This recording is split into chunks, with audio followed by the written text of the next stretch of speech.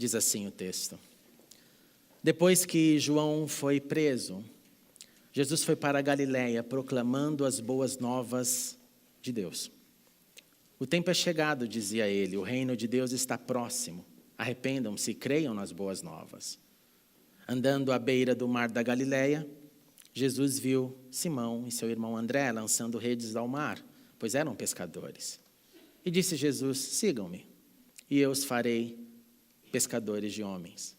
No mesmo instante, eles deixaram as suas redes e os seguiram. Indo um pouco mais adiante, viu num barco Tiago, filho de Zebedeu, e João, seu irmão, preparando as suas redes. Logo os chamou, e eles os seguiram, deixando Zebedeu, seu pai, com os empregados no barco. Oremos uma vez mais. Muito obrigado, Senhor, por essa manhã tão gostosa. Continue conosco. O Senhor já falou através da palavra cantada, agora fala através dessa palavra que lemos. Continue com as nossas crianças, Senhor. Abençoe os nossos pequeninos, que eles todos nas suas classes recebam também boas notícias.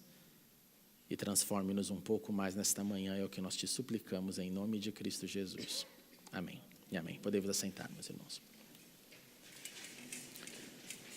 Era mais um dia de vida na Galiléia dos gentios. Nós estamos falando do ano entre alguma coisa 26 e 27 depois de Cristo, quando pescadores pescavam, publicanos roubavam, outros descansavam debaixo das árvores e todos viviam debaixo da ocupação romana.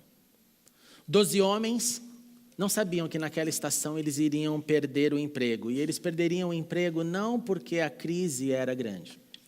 Eles perderiam o emprego por causa de um convite que mudaria o curso de suas vidas. O convite, naquele momento, pelo menos, não do Senhor, Deus, o Mashiach, o Messias, mas naquele momento o convite de um mestre, de um rabi, que passou por eles, como na narrativa que lemos, deu um comando simples, falou, largue tudo, venha, e esse convite foi irresistível. E estes 12 homens se tornaram, então, escolhidos porque ouviram o chamado. Nós ouvimos posteriormente na Bíblia que sim, muitos são chamados, poucos escolhidos, portanto, escolhido é aquele que atendeu o chamado. Estes, então, atendendo o chamado, seguiram a Jesus. Outros, diante do mesmo convite, quando Jesus chamou, venha, siga-me, e acrescentando um pouco mais de informação, dizendo, olha, as raposas têm suas tocas, as aves têm os seus ninhos, mas o filho do homem não tem onde repousar a cabeça, mas eu te chamo, venha. Outros simplesmente deram desculpas e recusaram esse chamado, não quiseram seguir a luz do mundo. Mas aqueles 12 disseram sim ao chamado e perderam seus empregos. A caminhada seria incerta, a base seria a mesma. Que mesma? A mesma que começou lá com os patriarcas, a mesma que começou desde o princípio, que era o chamado de Deus ao homem para que esse tivesse fé, para que ele vivesse pela fé. E agora, uma vez mais, era aplicada, era oferecida esse convite de fé, não pelo Deus dos céus falando à terra, mas pelo Deus encarnado na terra, que olhava para eles e dizia assim, tenha fé para largar tudo e para me seguir. Era um novo povo, era uma nova estação, era um novo momento, mas era o mesmo método. O método que vai ser depois confirmado em mais algumas repetições do Novo Testamento, quando Paulo vai repetir também essa base, dizendo, o meu justo viverá pela fé, o meu justo, pela sua fidelidade, ele viverá. E eles deveriam, então, esses 12 desempregados, aprender algumas lições iniciais, que são lições básicas. Primeiro, era que este Jesus deveria estar em primeiro lugar, todos o seguindo.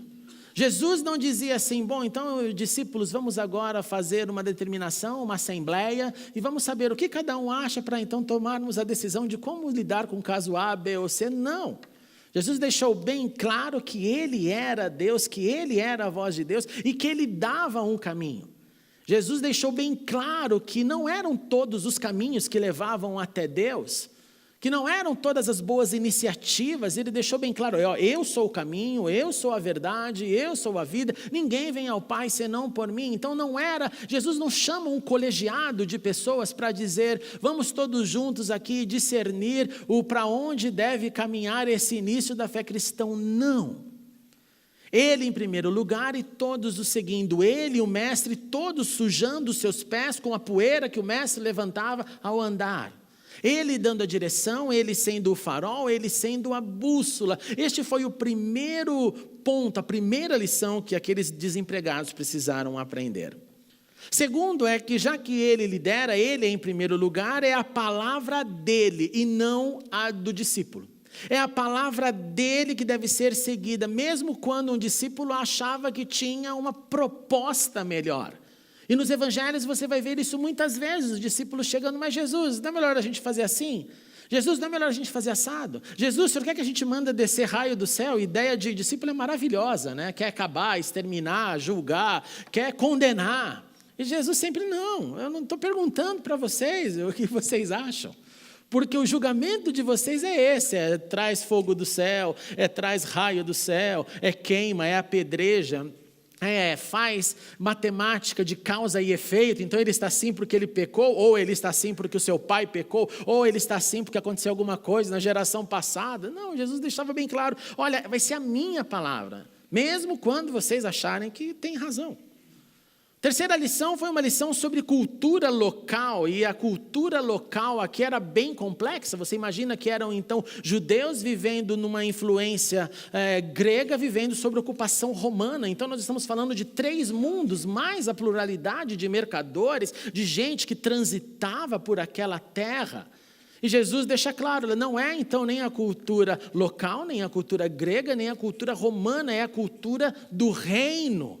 Nós representamos então este reino, nós somos parte dele, então nós não vamos imitar. Se o canto da terra hoje for chamar o filho de Alexander, porque estamos gostando de Alexandre o Grande, não é assim que nós faremos. Se o canto da terra agora for dar a sua vida para exercer um papel de influência, indo para as guerras, voltando, se filiando ao Senado romano para finalmente exercer o poder, não vai ser assim com a gente, porque para a gente, o que quiser ser o maior, ele tem que ser o menor. Ele tem que ser o que mais serve. A nossa cultura é diferenciada. Nossa cultura não é da força, não é da violência. Nossa cultura é do Espírito de Deus. Então, esquece essa cultura local como meio principal de vida. Não significa que você não poderia ir no teatro, ter a sua reflexão através da arte. Não significava que você deveria se ausentar da música. Não significava que você não deveria contemplar as esculturas gregas. Claro que não. Mas significava que, primeiramente, a cultura do reino. E através da cultura do reino, eu julgo que a cultura da terra me é favorável, me é lícita ou não. Então, essa lição os discípulos tiveram que viver de maneira bem complexa, porque você vive isso hoje. Você vive hoje, eu vivo hoje com pessoas ao nosso redor que assumem posições de mentiras que são transformadas em verdades na sociedade. E a resposta é, agora é assim. E aí todo mundo fala, agora é assim, e deixa a cultura do reino em segundo lugar, em terceiro e quarto, quando não no último. E é o contrário, e isso Jesus deixou bem claro do início. Jesus deixou bem claro no início a distinção também entre Estado e igreja, César e Deus. A César deu o que a ele é devido.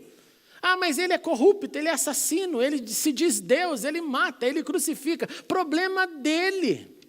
Problema dele, não é problema nosso. Então ele pede impostos, nós vamos pagar os impostos. Ele tem a sua forma de governo, nós vamos então entender, tentar brigar, pensar, conversar, sim. Mas eu não vou ficar com a santa ilusão de que César agora tem que virar discípulo de Cristo, ou que César agora tem que chegar no meio de eleição com Bíblia na mão, como a gente está vendo agora de uma maneira caótica. Jesus deixa claro então que o nosso partido é outro. E que nós não deveríamos então polarizar, eu estou com esse, eu estou com aquele, e aqui fica o meu profundo encorajamento para você, servo de Deus, você que aqui está, você que nos assiste pela internet. Momentos de política no Brasil viram um inferno até na igreja, porque fica cada um tentando, não, o que eu acho, o que aquele acha, o que fulano acha. Então assim, primeira coisa, nem me pergunte em quem eu vou votar, porque eu quero exercer a alegria do sigilo. Porque isso é um problema de foro íntimo meu, assim como é um problema de foro íntimo seu. E que Deus nos ajude, porque a situação está feia. Mas jamais essa polarização partidária, agora eu sou isso, você é aquilo. Gente, César é César, Deus é Deus. O nosso partido é o reino de Deus. Não o universal do reino de Deus, mas o reino de Deus na terra. Quinto, Jesus ensinou também a viver com significado. Ele chamou aqueles discípulos, olha, vocês têm que ser influências positivas. Vocês vão então de 2 em 2, e lugar a lugar, e pregue o evangelho, e cure os enfermos, liberte os endemoniados, mas que sejam vocês testemunhas e não vergonha. Que sejam vocês pessoas que eles sintam que há algo diferente em vocês e que a vida de vocês ganhe, então, um significado mesmo neste momento, preste atenção, de desemprego, porque eu tirei vocês do trabalho que vocês estavam fazendo. Jesus também os chamou para proclamarem boas notícias. Vocês acham que lá naquele mundo ocupado pelos romanos, a influência grega, o mundo judaico também na religiosidade, vocês acham que eles não tinham problemas? Vocês acham que não havia dramas ali para serem enfrentados? Haviam, e eram terríveis, terríveis.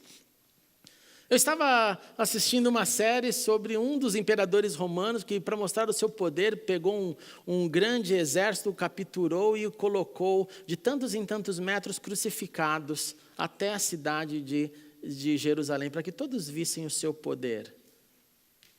Você imagina conviver com isso, entrar na cidade e ver assim centenas, não é 1, nem 2, nem 3, mas centenas, milhares de gente crucificadas. Esse é o caminho da entrada da cidade. Bem-vindo à cidade. Aqui nós temos uma forma diferente de lidar com quem pensa contrariamente do nosso pensamento. E Jesus pega nesse contexto e fala assim, não importa, nós temos boas notícias. Nós temos boas notícias, então ao invés da murmuração, ao invés do murmúrio, ao invés de tudo aquilo que é negativo, concentre-se nas boas notícias, pois ela é o que nós queremos oferecer para o mundo. Não foi fácil o aprendizado, os discípulos entenderam andando, caminhando, errando. Você vai se lembrar que depois da paixão ali de Jesus, naquele momento quando Jesus está sofrendo, precisando de ajuda, a Bíblia diz que todo mundo vai embora. Todos os 12 desempregados somem, um resolve o seu suicídio porque o traiu, Judas. Todo mundo foge, todo mundo que tinha ali andado, caminhado com Cristo. E aí, só depois, quando Jesus aparece novamente, aí a coisa começa a vir, a ficha começa a cair. E eles então entenderam que aquele não era só um rabino novo, que aquele era o Filho de Deus. Entenderam a proposta, entenderam o chamado, entenderam a vocação. Mas precisou de 3 anos, longe das suas profissões, vivendo o incerto, aprendendo com o mestre, vendo o que nunca haviam visto, sendo confrontados com verdades, falando um monte de besteira, sendo corrigidos pelo Senhor, caminhando, dormindo e acordando, para que eles aprendessem que em primeiro lugar é Deus, que é a palavra dele e não a nossa, além da cultura social, distinguindo César de Deus, vivendo com significado e ao invés de murmurar, dando boas notícias ao mundo. Ele nos chama também da mesma forma, não para te tirar o teu emprego, fique tranquilo. Apesar porque para alguns precisa acontecer isso. Alguns não só perdem o emprego, mas alguns às vezes enfrentamos dramas de sofrimento e nessa hora nós ficamos bonzinhos, né? Nós ficamos seres espirituais. Mas ele nos chama para o mesmo processo, para vivermos além do pão nosso de cada dia. Para vivermos entendendo que temos boas notícias, que temos habilidades para solucionar problemas, que temos resiliência que vem do Senhor, que somos chamados para impactar a terra. E a escolha de Jesus, de seus discípulos, nos confirma que não eram pessoas maravilhosamente capazes, mas eram pessoas tão ruins como eu e você. Eram pessoas que entenderam só a forma. Qual é a forma? Ele vive em mim.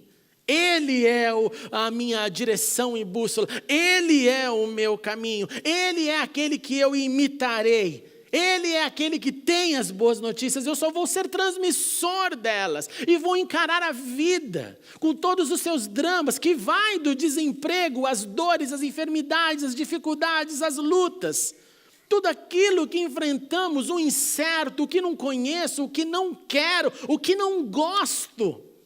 as minhas brigas com Deus, os meus desesperos, mas eu coloco tudo isso para fora e falo: Senhor, aqui estou, e que seja feita a tua vontade, assim na terra como no céu. Senhor, aqui estou, e ajude-me a caminhar seguindo o teu exemplo. Para os 12, foram 3 anos de incertezas, foram 3 anos de desemprego, foram 3 anos assistindo milagres. Foram 3 anos aprendendo com o mestre, foram 3 anos de amizade, 3 anos comendo junto, dormindo juntos, tomando seus banhos juntos no mar da Galileia ou no rio Jordão. 3 anos de tamo junto, Jesus, até que todo mundo, como disse, vai embora. Mas Jesus, com compaixão, vai até os seus discípulos, como vai até a mim e a você. E Ele vem e Ele nos restaura, Ele nos pega pela mão e fala: está tudo bem, eu sei que você é pó, não tem problema. Eu sei que você carece demais de mim, eu estou aqui para te dar mais. Mas assuma a sua posição, assuma o seu emprego de discípulo, que é o maior emprego que eu e você podemos ter. O maior emprego que eu e você possamos ter não é aquele que eu almejo, aonde eu quero chegar. O maior emprego que eu preciso e sou chamado para ter é aquele que me faz um proclamador das boas notícias. Um embaixador dele, como escreveu o apóstolo Paulo, como se Deus estivesse fazendo o seu apelo pelo meu e pelo seu intermédio. Como se Deus estivesse ecoando a sua voz através da sua boca, através da sua vida, através da minha vida, através das nossas ações, em qualquer lugar onde estivermos, em qualquer lugar onde andarmos. O mesmo chamado está sobre nós, por isso eu te pergunto, eu e você, discípulos dele, como anda a nossa influência na sociedade? Como anda o nosso serviço, os nossos dons colocados para Ele? Como está o meu e o seu impacto, aqueles que nos cercam? Como está o bom perfume de Cristo que deve exalar de mim para alguém que cruzar o meu caminho? Você e eu somos chamados para influenciar, para ter e dar esperança para um mundo sem esperança. E o que Ele quer que você faça, escute isso, só você pode fazer, eu não posso. E o que Ele quer que eu faça, só eu pode fazer e você não pode, porque Ele olha na nossa singularidade e pega a minha singularidade e usa para o louvor dEle na minha caminhada da vida. Ele quer te usar, Ele quer que você seja a voz dEle. Vamos ficar em pé e orar.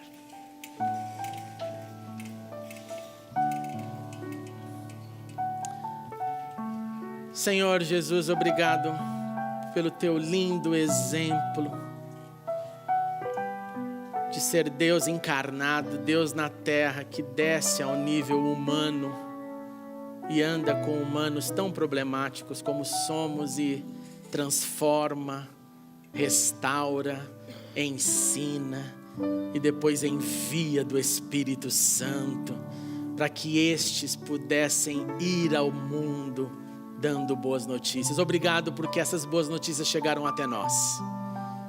Por isso eu te suplico, Senhor, agora, e cada um aqui está num momento, e alguns sim no desemprego, outros diante do sofrimento, outros diante de incertezas, outros diante de frustrações, outros enfrentando a luta do dia a dia. E todos nós somos chamados para assumirmos a nossa posição de discípulos do Senhor.